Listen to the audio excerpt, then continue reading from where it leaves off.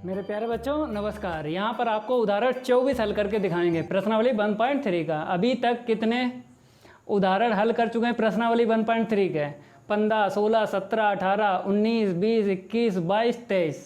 ठीक है, आप लोग हल कर लेना, नोट्स बनाते रहना मेरे भाई।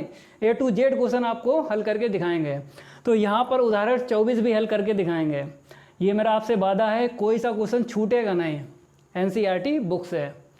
तो यहाँ पर आपको हम प्रश्नावली 1.3 का उदाहरण 24 हल करके दिखाएंगे। तो यहाँ पर देख लीजिए आप लोग क्या लिखा है। मान लीजिए कि y बराबर n square such that n belongs to capital N। ये स्मॉल n जो है किस में बिलोंग है? किस में बिलोंग है? कैपिटल N में। कैपिटल N आपको पता है प्राकृतिक संख्याओं का समुच्चय है। फिर आपको ये सिंबल के बाद आपको n बताया गया है, प्राकृतिक संख्याओं का समुच्चय। इसे बोलते हैं उचित उपसमुच्चय। इस सिंबल को क्या बोलते हैं? उचित उपसमुच्चय। यहाँ पे लिख देते हैं, अगर आपको जानकारी नहीं है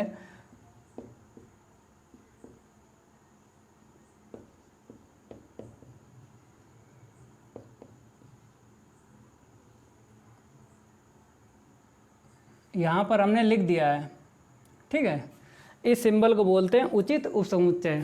इसका मीन्स है कि उचित उपसमुच्चय के बाद में जो n है ये बड़ा भाई है, और उचित उपसमुच्चय के बाद में जो समुच्चय है ये छोटा भाई है।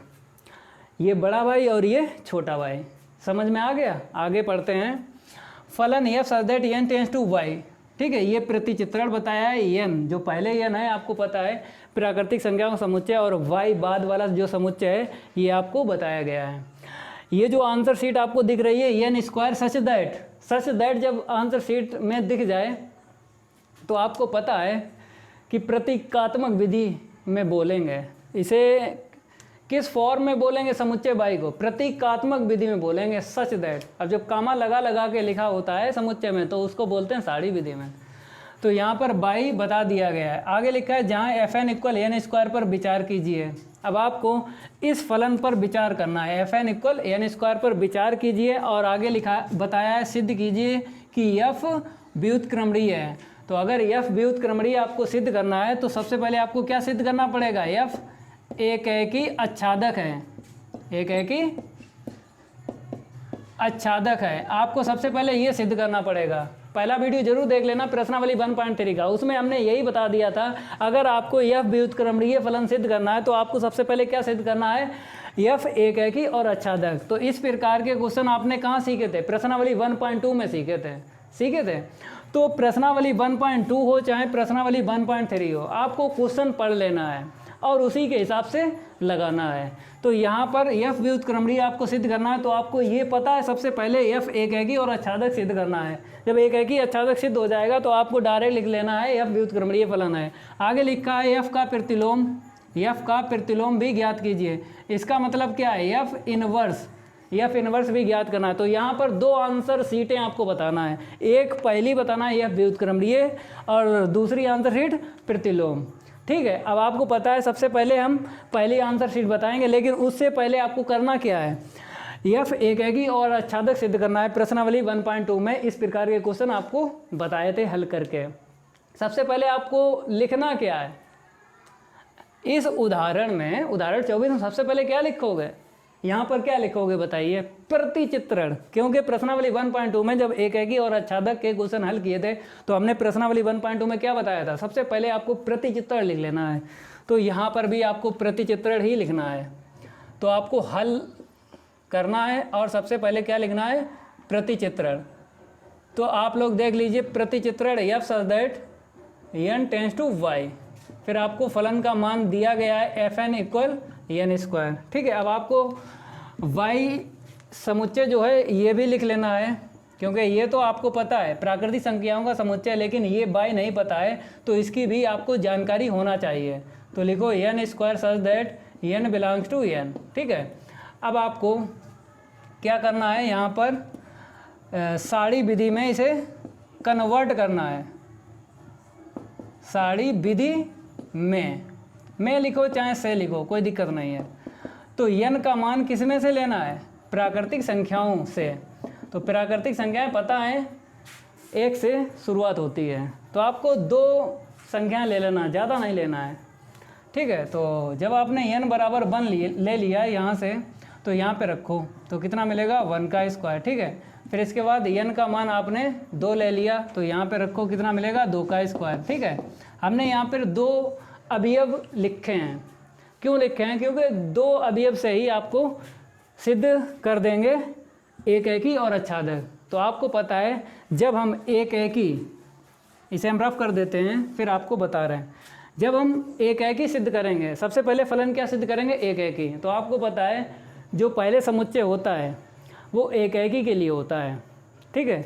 फिर उसके बाद में आच्छादक सिद्ध करना है, तो आच्छादक के लिए कौन सा समुच्चय यूज करोगे? जो बाद में होता है समुच्चय, वो समुच्चय आच्छादक के लिए होता है। जब आच्छादक हम सिद्ध करेंगे तो इसका यूज करेंगे बाद वाले समुच्चय का। इतनी जानकारी आपको होना चाहिए। अब बताइए, इतना लिख लिया हमने क्वेश्चन से, अब इसके बाद क्या लिखोगे? इसके बाद आपको पता है प्रश्नावली 1.2 में क्या बताया था? समुच्चय। समुच्चय यहाँ पर देख लेना है अपरिमित हैं। समुच्चय कैसे हैं? अपरिमित हैं। यहाँ पर जो समुच्चय दिया गया है पहले और बाद में, ये समुच्चय कैसे हैं? अपरिमित हैं। जब अपरिमित हैं तो प्रश्न को फार्मूले से हल करेंगे, फार्मूले से हल करेंगे। तो आपको उदाहरण जो है 24 फार्मूले से आपको हल करना है। मीन्स एक एकी के लिए फार्मूला लगाना है fx1 = fx2 और आच्छादक के लिए y = fx। इतनी जानकारी आपको होना चाहिए जब कोई सा क्वेश्चन हल करो। अगर उसके बारे में नहीं पता है, मीन्स रूल नहीं पता है, तो क्वेश्चन हल कर ही नहीं सकते हो मेरे भाई। तो सबसे पहले रूल आपको पता हो। जैसे यहाँ पर हमने आपको क्या बताया, बहुत कुछ बता दिया। अब आपसे क्वेश्चन हल हो जाएगा। जब समुच्चय कैसा हो? अपरिमित हो, तो फार्मूले से आपको एक एकी और आच्छादक सिद्ध करना है। फार्मूला जानते हो, एक एकी के लिए fx1 = fx2। तो इसे हम रफ कर देते हैं। इतनी आपको जानकारी होना चाहिए। अब आपको एक एकी और आच्छादक सिद्ध करना है, क्योंकि पहली आंसर शीट आपको यफ व्युत्क्रमणीय सिद्ध करना है। तो आपको सबसे पहले एक एकी और आच्छादक के लिए काम करना है। तो एक एकी के लिए फार्मूला बताइए, fx1 = fx2, यही फार्मूला होता है।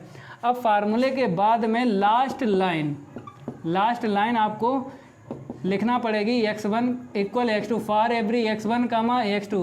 ये 2 अवयव किस में बिलोंग करेंगे? आगे वाले समुच्चय में, ठीक है। क्योंकि ये समुच्चय जो होता है आगे x के लिए होता है और ये y के लिए होता है। और आपको पता है हम एक एकी सिद्ध करेंगे तो एक एकी के लिए पहला समुच्चय यूज करना पड़ता है। तो यहाँ पर आपको लिखना पड़ेगा। तो लास्ट लाइन आपको इतनी लाना है इसके बाद, क्योंकि अगर यहाँ पे बराबर आएगा एक एकी होगा, अगर यहाँ पे बराबर नहीं आया तो एक एकी फलन नहीं होगा। लेकिन जब हम हल करेंगे तो बराबर ही आएगा। और बता देना है बराबर कैसे आया। देखो कैसे, हम आपको बता देते हैं। fx1 का मान यहाँ से रखेंगे, लेकिन यहाँ पर आपको दिख रहा है यहाँ पर क्या n है, तो आपको यहाँ पर n लिख लेना है। और जब ये समुच्चय n के लिए, तो यहाँ पर n1 और यहाँ पर n2 लिखना है, क्योंकि यहाँ पर x नहीं चलाएंगे। यहाँ पर x नहीं चलेगा मेरे भाई, क्योंकि यहाँ पर n है ना, इसीलिए जो f के पास में होता है वही तो आपको रखना है, ठीक है। अब आपको ये समझ में आ गया होगा। तो लास्ट लाइन कितनी आएगी? n1 = n2 और यहाँ पे n1 n2। तो हल करेंगे इसे आगे। fn1 का मान यहाँ से रखो तो n1 का स्क्वायर, fn2 का मान यहाँ से रखो तो n2 का स्क्वायर। दोनों पक्षों से हम क्या करेंगे? घातें हटा देंगे। तो n1 = n2 for every n1, n2। ये किस में बिलोंग करेंगे? आगे वाले समुच्चय में। तो यहाँ पर ऐसे करके बॉक्स ले लेना है। यहाँ पर बराबर आया है, और बराबर आता है तो आपको पता है फलन कैसा होगा? एक एकी। लेकिन बताना पड़ेगा आपको। क्या बताना पड़ेगा? ये बराबर कैसे आया। आपको पता है हम ज़्यादा नहीं 2 संख्याओं से काम करते हैं। जब आपको प्राकृतिक संख्या दिख जाए तो आपको 1 और 2 पे काम करना है। जब आपने n = 1 ले लिया, अब आपको n का मान यहाँ पे रखना है। फलन का मान निकालो तो 1 का स्क्वायर क्या आया? 1। n का मान आपको पहले वाले समुच्चय से लेना है, जो आपको फिक्स बता दिए हैं कितने हैं? 2। तो n = 2 ले लिया। अब फलन का मान निकालो। f2 बराबर कितना होगा? 2 का स्क्वायर। यहाँ पे रखेंगे n का मान, तो 4 मिला। यहाँ पे क्या लिख देते हैं, इत्यादि। इत्यादि क्यों लिखते हैं, आपको पता है इत्यादि इसलिए लिखते हैं क्योंकि समुच्चय कैसा है, अपरिमित है। और हमने बताया 2 संख्याओं पर ही आपको पता लग जाएगा यहाँ पे बराबर कैसे आया। अब आपको आंसर शीटें देख लेना है। इसकी आंसर शीट 1 है, इसकी आंसर शीट क्या है, 4 है। तो 1 4 आंसर शीट अलग अलग दिख रही, तो अलग अलग अगर आती है आंसर शीट तो यहाँ पे क्या कर देना है, बराबर। अगर आपको यहाँ पर आंसर शीट एक जैसी दिखती है, जैसे 1 इसकी आंसर शीट आती और इसकी भी 1 आती, तो यहाँ पे नॉट इक्वल आ जाता है। जब नॉट इक्वल आ जाता है एक ही फलन नहीं होता है। लेकिन आपको आंसर शीट कितनी दिख रही है, 1 और 4 अलग अलग दिख रही है, तो यहाँ पे क्या आएगा, बराबर आएगा। जब बराबर आएगा तो मेरे भाई फलन कैसा हो जाएगा, एक ही हो जाएगा। तो यहाँ पर आपको हम लिख कर बता देते हैं, इसे हम रफ कर देते हैं। अब आपको क्या लिखना है, फलन कैसा है, एक ही फलन है।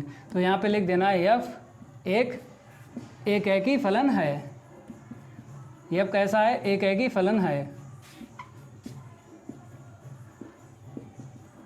अब इसके बाद आपको करना क्या है, हाँ, आच्छादक सिद्ध करना है। आच्छादक के लिए फार्मूला आप लोग जानते ही हो, y इक्वल, यहीं पे आपको फार्मूला यूज करना पड़ेगा, y इक्वल एफ एन। ठीक है, वैसे आपको पता है फार्मूला क्या होता है, एफ एक्स होता है, लेकिन यहाँ पर आपको दिख रहा है फलन के पास में क्या है, यन है, तो आपको यक्स के स्थान पर यन रख देना है।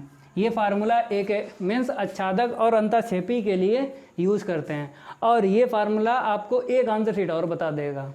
कौन सी बता देगा, प्रतिलोम की। कैसे देखो, हम आपको बता देते हैं। एफ को जब इस तरफ लाएंगे तो एफ इनवर्स वाई इक्वल क्या हो जाएगा, एन। इसे समीकरण 1 डाल देंगे। यहाँ से आपको क्या पता चलेगा, आच्छादक फलन है या नहीं है। लेकिन आपको व्युत्क्रमणीय सिद्ध करना है तो गारंटी है आपको आच्छादक फलन ही सिद्ध करना है। देखो कैसे, हम आपको बता देते हैं। अब आपको एफ एन का मान रखना है, कितना है, एन स्क्वायर। ठीक है, एन का मान वाई के पदों में निकालेंगे। वैसे अगर यहाँ पे एक्स होता तो इस फार्मूले का यूज आपको पता है, क्या बताता है, एक्स का मान वाई के पदों में निकालो। लेकिन यहाँ पे एन है, तो अब क्या करोगे, एन का मान वाई के पदों में निकालो। तो एन बराबर क्या आएगा, रूट वाई। यहाँ पे बिलोंग्स टू आएगा या नॉट बिलोंग्स टू आएगा। अगर बिलोंग्स टू आएगा तो आच्छादक फलन होगा, नॉट बिलोंग्स टू आएगा तो आच्छादक फलन नहीं होगा। लेकिन यहाँ पर क्या कह रहा है, व्युत्क्रमणीय, तो बिलोंग्स टू ही आएगा, क्योंकि बिलोंग्स टू से क्या होगा, आच्छादक फलन हो जाएगा। तो बिलोंग्स टू आएगा। बिलोंग्स टू के बाद में क्या रखना है, पहले जो समुच्चय वही आपको रख देना है। ठीक है, अब आपको बता देना है ये बिलोंग्स टू आया, कैसे आया। देखो, ज़्यादा नहीं, 2 मान लेना है आपको बाद वाले समुच्चय से, बाई से, क्योंकि आच्छादक के लिए आपको पता है हम बाद वाला समुच्चय यूज करते हैं आच्छादक फलन के लिए। तो बाई में कितने मान हैं, 2 हैं। यही 2 संख्या ले लो, ज़्यादा नहीं, क्योंकि 2 से ही पता लग जाएगा मेरे भाई कि यहाँ पे बिलोंग्स टू कैसे आया। वैसे तो आपको पता है ये क्या है, अपरिमित समुच्चय, बहुत सारी संख्याएं हैं, लेकिन 2 संख्याओं से, ये मेरा वादा है आपसे यार, 2 संख्याओं से ही आपको हम बता देंगे ये बिलोंग्स टू कैसे आया। देखो, आपने y का मान कितना ले लिया, 1 का स्क्वायर। ठीक है, n का मान निकालो, यहाँ पे रखो, तो 1 का स्क्वायर रूट से बाहर निकालो। जब y का मान यहाँ पे रखा तो रूट से बाहर निकालो, n का मान कितना निकलेगा, 1। ये बताओ n का मान जो 1 निकला है वो पहले वाले समुच्चय में बिलोंग करेगा, करेगा, क्योंकि 1 जो है प्राकृतिक संख्या है मेरे भाई, 1 प्राकृतिक संख्या है, आपको पता है। ठीक है, y इक्वल आपने कितना ले लिया, 2 स्क्वायर।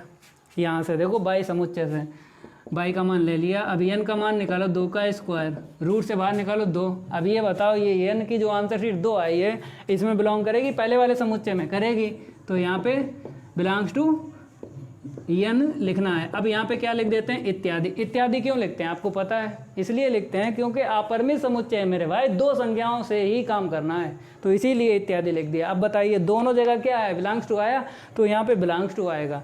अगर दोनों जगह मीन्स कहीं एक पर नॉट बिलोंग्स टू आ जाता, इन 2 में से एक में नॉट बिलोंग्स टू आ जाता मेरे भाई, तो यहाँ पे नॉट बिलोंग्स टू रखते हैं। लेकिन दोनों जगह क्या है, बिलोंग्स टू, तो यहाँ पे बिलोंग्स टू ही आएगा। जब बिलोंग्स टू आएगा तो फलन कैसा हो जाएगा, आच्छादक फलन होगा। तो यहाँ पर हम इसे रफ कर देते हैं। अब आपको आच्छादक फलन लिख देना है, क्या लिखना है, आच्छादक फलन।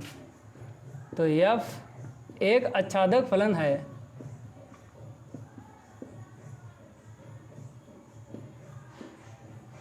अब आपको मिक्स करके लिखना है, कैसे, f एक ही आच्छादक है।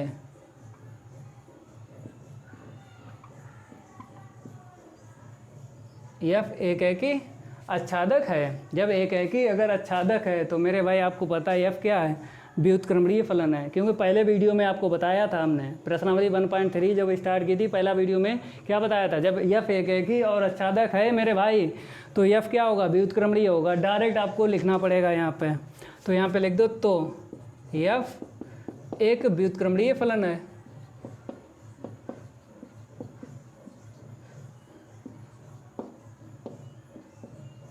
एफ व्युत्क्रमणीय फलन है, ठीक है। एक आंसर शीट आ गई। अब आपको प्रतिलोम निकालना है, तो समीकरण 1 से पता चल जाएगा। देखो इसे हम रफ कर देते हैं। समीकरण 1 से प्रतिलोम एफ इनवर्स का मान निकल आएगा, तो इसे हम रफ कर देते हैं। अब यहाँ पर देखो समीकरण 1 से आपको लिखना है, समीकरण 1 y बराबर क्या दिया है, समीकरण 1 F inverse y equal N, इतना ही दिया है, ठीक है।